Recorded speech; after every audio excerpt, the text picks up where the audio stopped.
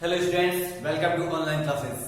Students, आपका chapter चल रहा था थर्ड और उसमें से जिस पैराग्राफ से हमने छोड़ा था चैप्टर को, वहां से हम आज कंटिन्यू करेंगे। So let's open your book and continue with me.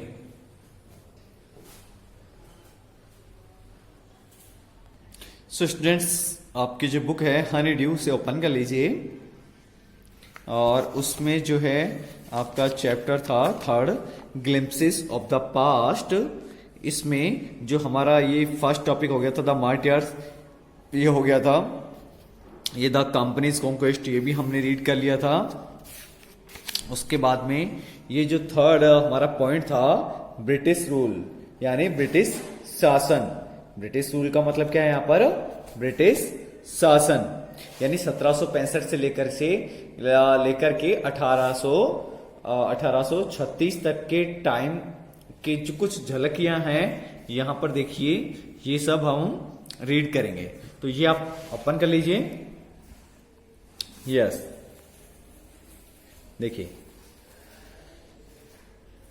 Religious leaders preach ideas like untouchability and child marriage. Religious leaders, religious यानी धार्मिक, लीडर्स यानी गुरु। जो धार्मिक गुरु थे यानी धर्म का प्रचार करने वाले जो गुरु थे, वो क्या करते थे? प्रीच्ड यानी प्रचार करते थे या उपदेश देते थे। प्रीच्ड का तात्पर्य है यहां पर प्रचार करना या उपदेश देना। आइडियाज यानी विचारों को, लाइक जैसे कि अनटचेबिलिटी यानी छुआछूत, एंड चाइल्ड मैरिज यानी बाल विवाह। कि जो धर्मगुरु होते थे, जो धर्मगुरु थे या फिर जो धर्मों का प्रचार करने वाले जो गुरु थे, वो जो छुआछूत और जो बाल विवाह जैसे कुत्सित जो विचार थे या जो बुरे विचार थे, उनका प्रचार करते थे। Anyone who crosses the seas loses his religion. Anyone यानी कोई भी व्यक्ति, हु क्रॉसेस यानी जो पार करता था, द सीज यानी समुद्र को, लॉसेस वो खो देता है, हिज रिलीजन, रिलीजन यानी धर्म को। अर्थात कोई भी व्यक्ति यदि अपने देश को छोड़ करके दूसरे देश में जाता है समुद्र पार करके, तो वो अपने धर्म से बेदखल हो जाता है। All the misery in the world is due to women. Women, all the misery, misery से तात्पर्य क्या है यहाँ पर? दुख। कि जितने भी जो दुख हैं, जितने भी जो मिजरी है, वो किसके कारण से हैं इस संसार में? इन द वर्ल्ड, इस संसार में, इज ड्यू टू यानी के कारण। किसके कारण? वुमेन, महिलाओं के कारण। कि संसार में जो भी दुख है वो किसके कारण है? महिलाओं के कारण है।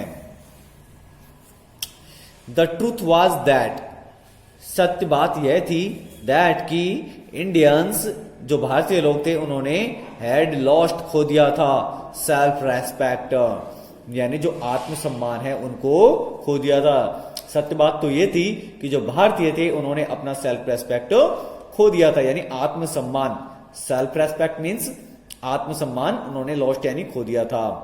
द ब्रिटिश स्कॉन्ड दैम, स्कॉन्ड से तात्पर्य यहां पर नफरत करना या फटकारना। कि ब्रिटिश लोग क्या करते थे? उनको फटकारते थे या उनसे नफरत करते थे। The natives are unworthy of trust, incapable of honesty. कि जो नेटिव्स, नेटिव से तात्पर्य है यहां पर वहां के जो मूल निवासी थे, वहां के जो मूल निवासी थे, वो विश्वास के योग्य तथा ईमानदारी के लायक नहीं थे या ईमानदारी के लायक नहीं है। कि यहां के जो मूल निवासी है विश्वास के योग्य तथा ईमानदारी के लायक नहीं है। द नेटिव्स, नेटिव से तात्पर्य क्या है यहां पर? यहां के मूल निवासी। अनवर्दी ऑफ ट्रस्ट यानी विश्वास के, ट्रस्ट से तात्पर्य क्या है? विश्वास, यानी वो विश्वास के योग्य नहीं है। और इनकैपेबल ऑफ ऑनेस्टी, और वो ईमानदारी के लायक नहीं है। ट्रू, सत्य बात है। योर ऑनर यानी योर ऑनर से तात्पर्य क्या है? महोदय। कि महोदय ये बात सही है, बट आई एम ऑनेस्ट, लेकिन मैं क्या हूं? मैं ईमानदार हूं। देखिए यहां पर आप ये कह रहा है कौन? ये अंग्रेज है। ये अंग्रेज क्या कह रहा है इस अधिकारी से कि द नेटिव्स, यहाँ के जो मूल निवासी है ना, वो अनवर्दी ऑफ ट्रस्ट यानी विश्वास के लायक नहीं है। और इनकेपेबल ऑफ ऑनेस्ट, और विश्वास करने ईमानदारी के योग्य नहीं है, ऐसा ये अंग्रेज कहता है। लेकिन पीछे ये खड़ा है ना जो भारतीय कोई राजा है, ये क्या कह रहा है कि ट्रू, सत्य बात है योर ऑनर श्रीमान, लेकिन आई एम ऑनेस्ट, कि मैं तो ईमानदार हूं। Being merchants the British wanted quick profits, their heavy taxes forced farmers to abandon their fields.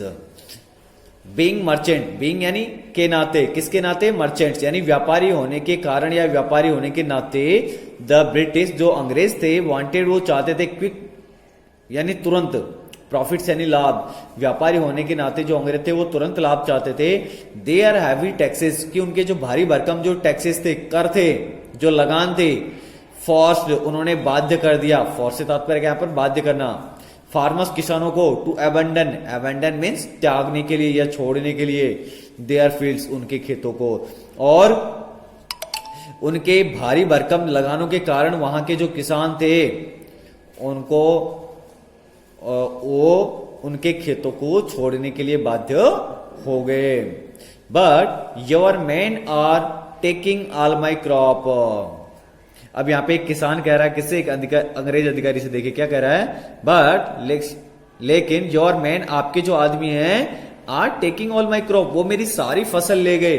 अर्थात ये अंग्रेज यहां पर कर लेने के लिए आया होगा, या फसल कर के रूप में जो फसल थी उसे लेने के लिए आया होगा। तो यह आदमी जो किसान है, एक भारतीय किसान है, ये कह रहा है कि लेकिन आपके आदमी तो मेरी सारी फसल ले गए। फिर अंग्रेज क्या कहता है, you are still in arrears. Arrears का मतलब क्या है यहाँ पर, बकाया राशि। एरियर्स क्या होती है, बकाया राशि होती है। You are still, still means अभी भी, कि तुम अभी भी किस में हो, एरियर्स में हो, यानी तुम्हारे ऊपर बकाया राशि अभी भी है, यानी तुमने लगान अभी पूरा नहीं दिया है, या कर जो है, टैक्स जो है वो पूरा नहीं दिया है। If you don't pay next week, और यदि तुमने अगले सप्ताह नहीं दिया, पे का मतलब क्या होता है, भुगतान करना या देना, कि यदि तुमने नेक्स्ट सप्ताह तक नहीं दिया इसे, तो I will send you to jail, मैं तुम्हें कहां भेज दूंगा, मैं तुम्हें जेल में भेज दूंगा। इनएविटेबली फेमाइंस, इनएविटेबली, इनएविटेबली इसका मतलब क्या है, अवश्य ही। फेमाइंस फॉलोड, फेमाइन यानी अकाल, फॉलोड यानी पड़ गया, कि अवश्य ही अकाल पड़ गया, है ना। यहां पर क्या होगा, अकाल पड़ गया। फेमाइन का तात्पर्य यहां पर अकाल, और इनएविटेबिलिटी का मतलब क्या है यहाँ पर, अवश्य, और फॉलोड का मतलब क्या होता है, इसके बाद क्या पड़ गया, अकाल पड़ गया। बिटवीन, बीच में, 1822 और 1836, 1822 और 1836 के बीच में 15 लाख इंडियंस, लगभग 15 लाख जो भारतीय है, डाइड वो मर गए, ऑफ स्टारवेशन, किसके कारण से, भूख के कारण से। अकाल पड़ गया, बहुत ही खतरनाक अकाल पड़ा, और लगभग इन 15 सालों में, सॉरी 1822 से लेकर के 1836 तक, यानी कि ये तो इन 13-14 सालों में लगभग 15 लाख किसान, भारतीय किसान हैं, वो मारे गए, वो मर गए भूख के कारण से। स्टारवेशन मीन्स भूख।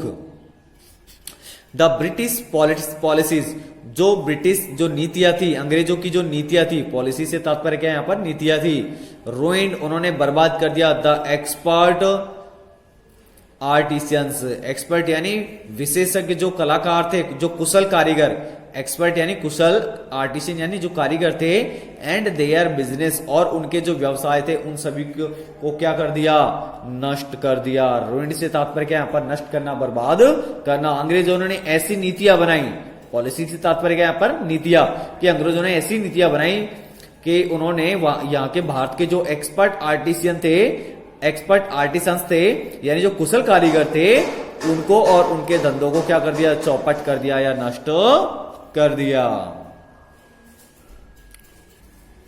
यस, नेक्स्ट देखिए, 4th नंबर का पॉइंट है इसमें, राम मोहन राय, यानी राजा Ram Mohan Roy.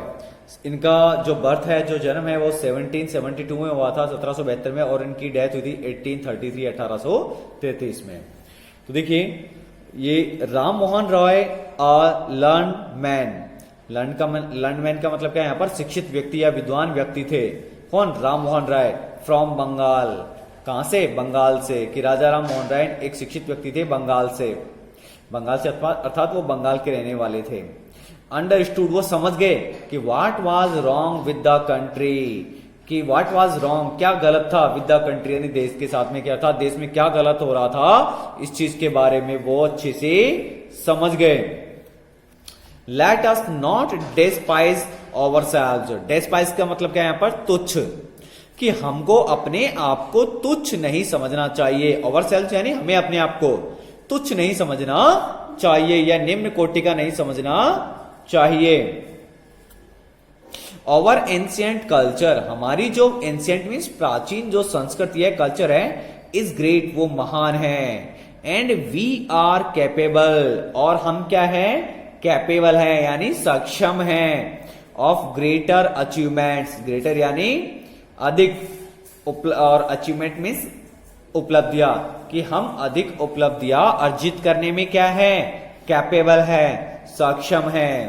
We must first reform our society, we must first, हमें सबसे पहले चाहिए कि हम रिफॉर्म यानी सुधार लाएं, आवर सोसाइटी यानी हमारे समाज में, कि हमारा जो समाज है उसके अंदर ही हमें सबसे पहले सुधार लाना चाहिए।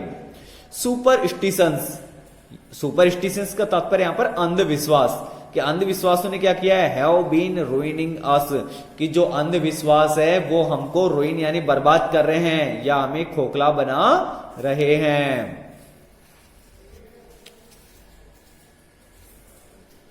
ही टोल्ड हिज वाइफ उमा, उसने उनकी जो पत्नी है उमा से कहा, cows are of different colours, कि जो गाय होती है वो डिफरेंट यानी भिन्न भिन्न कलर्स यानी रंगों की होती है, बट लेकिन the colour of their milk, कि उनके मिल्क का, उनके दूध का जो कलर है इज द सेम, वो कैसा होता है? एक जैसा ही होता है। गाय जो होती है भिन्न भिन्न रंग की होती है, लेकिन उनका जो दूध होता है वो एक ही कलर का होता है, समान ही होता है, अर्थात तो व्हाइट रंग का ही होता है। डिफरेंट टीचर्स, यानी जो भिन्न भिन्न जो धर्मगुरु है, हैव डिफरेंट ओपिनियंस, ओपिनियन का मतलब क्या है यहाँ पर? मत या फिर विचार, कि जो भिन्न भिन्न धर्मगुरु होते हैं उनके भिन्न भिन्न विचार होते हैं, बट लेकिन द एसेंस यानी जो सार, एसेंस मीन्स जो सार है, ऑफ एवरी रिलीजन, प्रत्येक धर्म का, इज द सेम, वो कैसा है? एक समान है।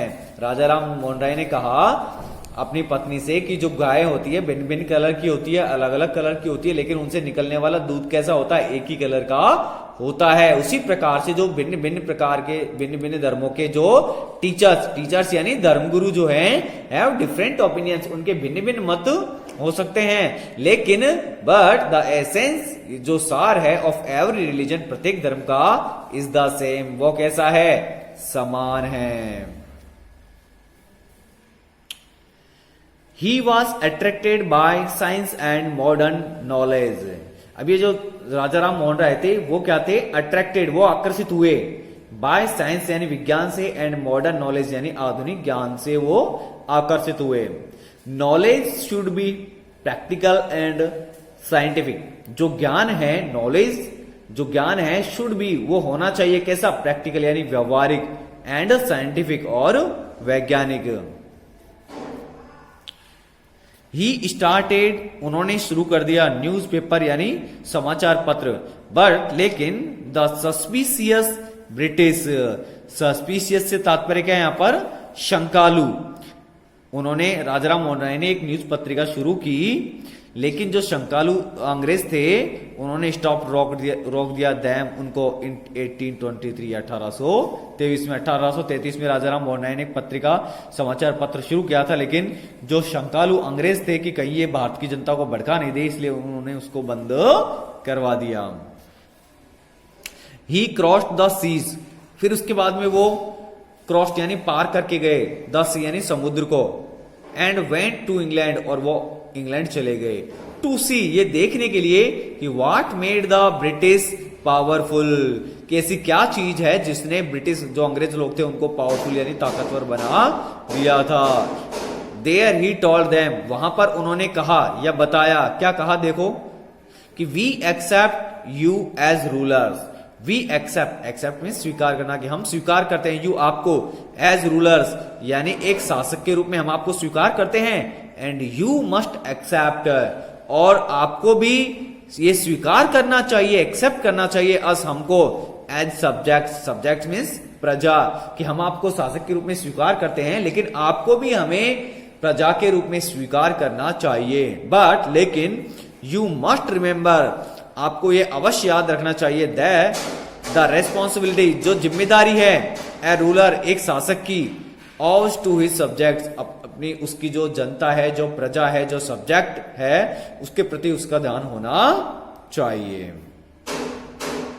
ठीक है, तो आज की क्लास में हम इतना ही करेंगे, और नेक्स्ट क्लास में हम जो पेज नंबर, ये आपका 39 कंप्लीट हो गया, पेज नंबर 40 पे आपका जो ये 5th नंबर का टॉपिक है, ये पॉइंट है ऑपरेशन वाला। ऑपरेशन का मतलब क्या है, दमन, यहां से हम इसको शुरू करेंगे। ठीक है, तो जितना आपको हमने रीड किया उसको आप दोबारा से रीड करेंगे, दोबारा वीडियो देखेंगे, और उसके बाद अपनी बुक में से इसको ट्रांसलेट करेंगे।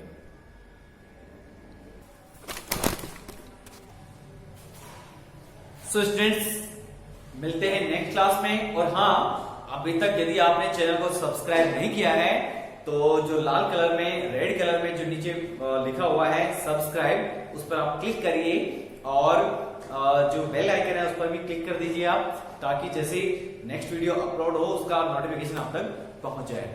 मिलते हैं नेक्स्ट क्लास में, तब तक के लिए thank you and have a nice day.